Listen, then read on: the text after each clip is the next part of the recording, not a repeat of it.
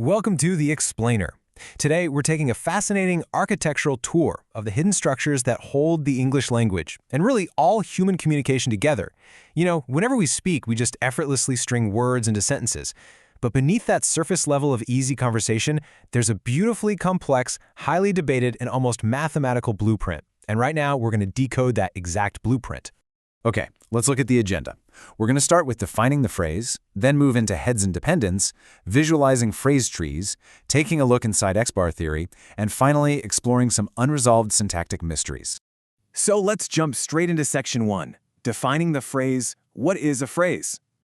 To really understand sentence architecture, we have to agree on what a single room actually is. And in linguistics, a phrase is a group of one or more words acting as a grammatical unit within a syntactic structure. Now pay close attention to that one or more words bit. Yes, in syntactic theory, a single word can be an entire phrase all on its own, as long as it completes a functional structural role in the sentence. It's really our fundamental unit of meaning and grammar. And we need to draw a hard line between how we use the word phrase in everyday life versus linguistics. In casual conversation, if I say phrase, you probably think of a catchy idiom, something like kick the bucket. But linguistically speaking, we're not dealing with idioms or special meanings here. A linguistic phrase doesn't need to be catchy. It just needs to function as a grammatical unit. Take an orange bird with a white neck. That forms a single, functioning noun phrase that works perfectly as the subject or object of a sentence. Section 2, Heads and Dependents, Finding the Foundation. Now that we know what a phrase is, how is it actually built? Well, every single phrase relies on a core foundation called a head, and the phrase gets its name entirely from that head.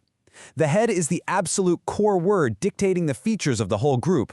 For example, a noun phrase relies on a noun, like dinosaur in the massive dinosaur.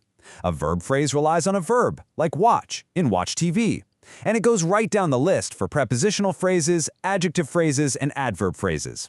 The bolded words you see are the structural bosses. The rest of the words, they're just dependents. They attach themselves to that foundation to add a little flavor or context. But make no mistake, the head is the load-bearing pillar. Moving on to Section 3, Visualizing Phrase Trees, Mapping the Invisible Rules. We've got our phrases, our heads, and our dependents. So how do we actually map these invisible rules to build a complete sentence? Linguists use visual tools called phrase trees, but honestly, this is where things get incredibly tricky. There's actually a massive, ongoing debate about which mapping principle is the right one. Constituency-based grammar groups words into structural phrasal nodes, like your noun phrase or verb phrase. But then you have dependency grammar, which identifies phrases purely by how individual words link directly to other words, totally skipping those broader categories. Basically, depending on the tree you use, you might count 8 distinct phrases in a sentence using constituency trees, but only 6 phrases using dependency trees. It just proves syntax isn't some static math problem, it's a fiercely debated science. Let's get into Section 4, Inside X-bar Theory, the Universal Blueprint. For the rest of this explainer, we're going to focus on the constituency side of things, specifically a fascinating framework called X-bar theory. This theory suggests that sentences across all human languages share a universal hierarchical blueprint. It enforces a strict 3-tiered hierarchy for every single phrase. At the very top, you have the maximal projection, or XP, representing the whole phrase. At the very bottom is the head, or X, the core word. And holding it all together in the middle is the intermediate projection, written as X-bar. Whether it's a verb phrase, a noun phrase, whatever, they're all theorized to follow this exact structure. As you can see, this perfectly visualizes that hierarchy. Notice how the head, the lowercase x down at the bottom left, is tucked safely at the core of the structure. It sits right next to its selected complement, kind of like a verb hanging out with its direct object. Right above that, you've got the specifier. But look way up at the top right. That's the modifier or adjunct. Since a modifier is just extra, totally optional information, X-bar theory structurally maps it much further away from the head. Form literally matches function here. Let's actually see this in action with a complex sentence. Penny put the candle on the table before dinner. The verb put is a super demanding head word. You can't just walk up to someone and say, Penny put. It doesn't work. The subcategorization rules in your brain dictate you need a specifier, the agent, Penny.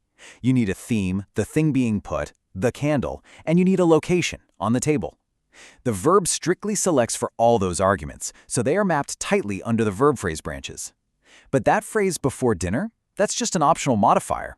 Notice on the far right how it gets tacked on at the very top as an adjunct, purely because the verb put doesn't strictly need it to make a grammatical sentence. Okay, so this blueprint works beautifully for verbs. But what on earth happens when we run into a massive, clunky phrase like state income tax law? How does X-bar theory handle that without completely breaking its own rules? Well, it uses a neat mechanism called head adjunction. In state income tax law, there's really only one true head noun, and that's law. The other nouns are just modifying it. Head adjunction creates this recursive loop where nouns can endlessly attach to other nouns without needing full complement branches. It builds this beautifully nested, almost architectural column. It's an elegant way to explain why you can endlessly stack nouns, like state income tax rebate law, and your brain intuitively still knows exactly what the core subject is. Finally, Section 5, Unresolved Syntactic Mysteries, where the blueprint gets messy. As structurally satisfying as X-bar theory is, we absolutely have to look at the cracks in the foundation. There are unresolved mysteries out there still driving syntacticians crazy. Take coordinate structures, for example. Sentences using conjunctions like and, or but. See, X-bar theory fundamentally relies on binary branching. Every node is only supposed to split into two paths. But when you say Matteo, Danny, and Delfina, you are taking three equal noun phrases and grouping them into one single unit. This forces linguists into a massive dilemma. Do we wildly bend X-bar rules to force one name into a complement and one into a specifier, or do we just scrap the binary rule altogether and admit that a tree can suddenly have three structural branches at once? And that brings up another huge debate: degree phrases versus adjective phrases. Check out the determinative phrase on the left. Determiners absolutely must agree with their nouns. We say these kittens, not these kitten, right? There's a really clear structural relationship there. But shift over to the right. When we use degree words like extremely in the phrase extremely afraid, there's zero grammatical agreement happening. Extremely doesn't change its form based on the adjective.